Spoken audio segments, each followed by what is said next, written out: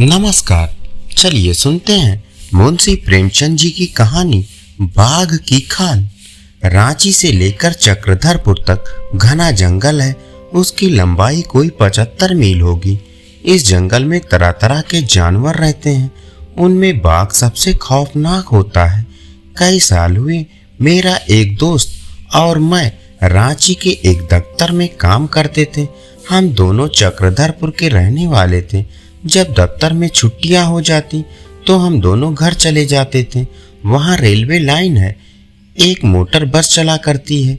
एक बार हम दोनों को एक बड़े जरूरी काम से घर जाना पड़ा। संयोग से उस दिन मोटर बस भी ना मिली। आखिर यह तय किया कि पैरगाड़ी पर चलें। हिसाब लगाकर देखा कि अगर बीच में कहीं न ठहरे तो 9-10 घंटों में पहुंच जाएंगे। आखिर कुछ खाने पीने का सामान लेकर हम दोनों साइकिल पर सवार होकर शाम को 6 बजे निकल पड़े। उजाली रात थी। मील भर जाने के बाद चांद निकल आया। आसपास की पहाड़ियां दिखाई देने लगी। चारों ओर सन्नाटा छाया हुआ था और उस सन्नाटे को चीरती हुई हमारी साइकिलें सन्न सन्न चली जा रही थी। थोड़ी थोड़ी दूर पर जंगली आदमियों की बस्तियां मिल जाती थी। उनकी झोपड़ियों से ढोल और बांसुरी की मीठी मीठी आवाजें आ जाती थी। हम दोनों इस दृश्य का आनंद उठाते चले जा रहे थे। अचानक मेरे दोस्त को चक्कर आ गया और वह साइकिल पर से गिर पड़ा। उसका यह हाल देखकर मेरी जान सूख गई। उसे तो हैजा हो गया था। अब क्या करूं? ना कोई बस्ती ना गांव, उसे कहां ले जाऊं? कुछ समझ में ना आता था। मैंने अपने दोस्त का नाम लेकर पुकारा, मगर उसके मुंह से कोई आवाज ना निकली। वह दर्द भरी आंखों से मेरी तरफ देखने लगा। उसकी यह दशा देखकर मुझे भी रोना आ गया। फिर सोचा, रोने से क्या होगा, देखूं यहाँ नजदीक कोई गांव है या नहीं, शायद किसी से कुछ मदद मिल जाए। मैंने अपने दोस्त से फिर पूछा, भाई तुम्हारा जी कैसा है, कुछ तो बताओ। फिर भी कोई जवाब नहीं।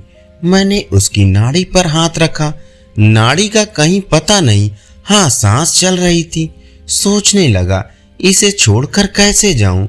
कोई जंगली जानवर आ पहुंचे तो लाश का भी पता ना चले। आखिर मैंने दोनों पैरगाड़ियों को एक पेड़ के सहारे खड़ा किया और अपने दोस्त को उस पर लिटाकर किसी गांव की तलाश में निकला।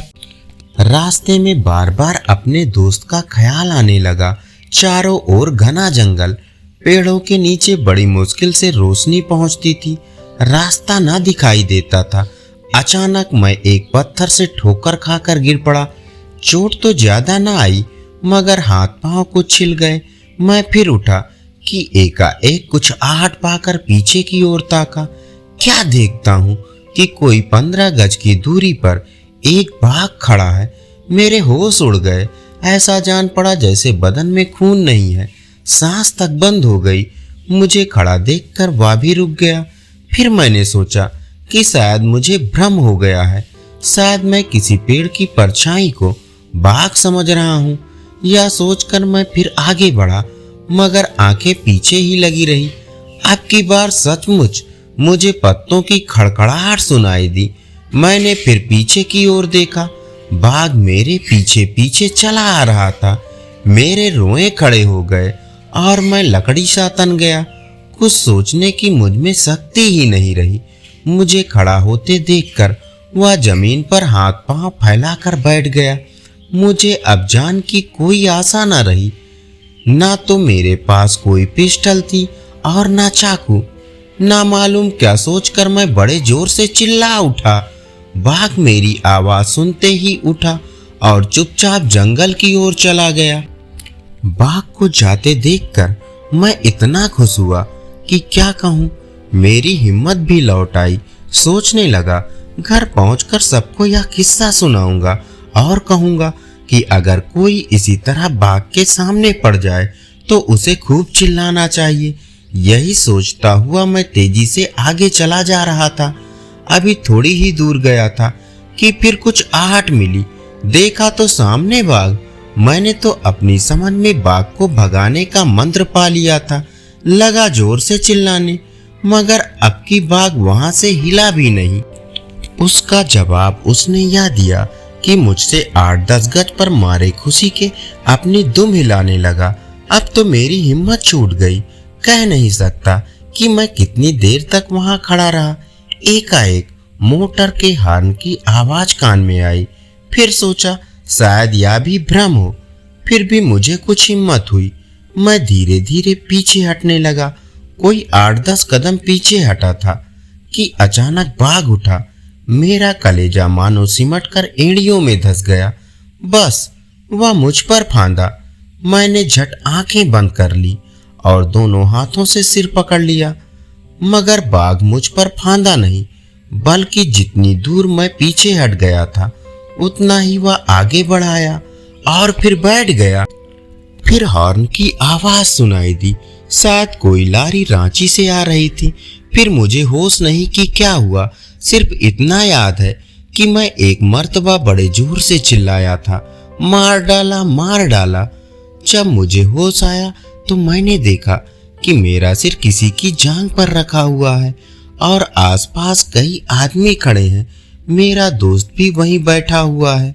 मैंने उनसे थोड़ा पानी मांगा। उन्होंने मुझे गर्म दूध निकाल कर पिलाया। बाद में मुझे मालूम हुआ कि ये साहब इंजीनियर थे। अपने 3-4 दोस्तों के साथ टाटा नगर जा रहे थे। रास्ते में उन्हें दिखाई दिया कि पेड़ के नीचे 2 आंखें सी चमक रही हैं। उन्हें बाघ समझकर बंदूक उठाई।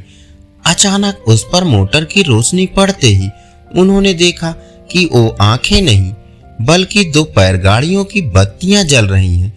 उन्होंने फौरन मोटर रोक लिया और उतरकर पेड़ के नीचे आए तो देखा कि एक आदमी बेहोश पड़ा है।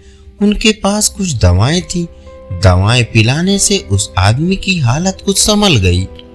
उन्होंने उसे मोटर में बिठाया और चले ही आ रहे थे कि फिर देखा कि एक बाघ मेरी छाती पर दोनों अगले पंजे रखकर बैठा हुआ है। मोटर के करीब आते ही बाघ ने मुझे छोड़ दिया और भागा, मगर इंजीनियर साहब की बंदूक ने उसे वहीं पर ठंडा कर दिया। उन्हीं की मदद से हम दोनों घर पहुंचे। मेरे सारे कपड़े खून से तर थे। छाती में जख्म हो गया था। कई दिन मरहम पट्टी करने के बाद मैं अच्छा होकर फिर रांची लौटा। उसके थोड़े ही दिन बाद इंजीनियर साहब ने मुझे एक बाघ की खाल भेज दी और लिखा कि यह उसी बाघ की खाल है। यह खाल अभी तक मेरे पास मौजूद है। धन्यवाद। अभी आप सुन रहे थे मुंशी प्रेमचंद जी की लिखी कहानी बाघ की खाल।